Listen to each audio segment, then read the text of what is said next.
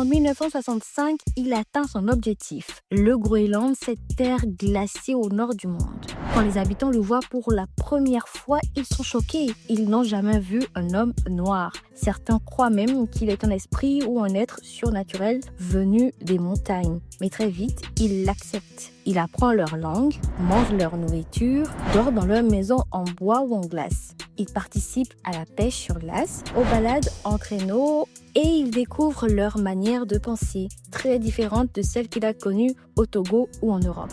Pendant plus d'un an, Tété Michel vit comme un Inuit. Il observe, il apprend et surtout il écrit. Il note tout ce qu'il voit, ce qui l'émerveille, mais aussi ce qui le choque comme l'alcoolisme, la pauvreté, les jeunes perdus entre tradition et modernité. À son retour en France, il met plusieurs années à publier son livre. En 1980, L'Africain du Groenland sort enfin. Le livre est un succès. Il est traduit en plusieurs langues et salué par les critiques. On y découvre un regard totalement unique, celui d'un Africain sur un peuple du Grand Nord. Un regard sans colonialisme, sans préjugés, juste curieux et humain.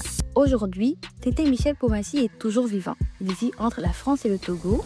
Il a été invité plusieurs fois au Groenland où il est considéré comme une sorte de héros. Il a prouvé que l'identité ne se limite pas à ta couleur de peau, ton pays ou ta culture. Il a montré qu'avec du courage, de la curiosité et de la volonté, on peut traverser des continents, des océans, des langues et des mondes.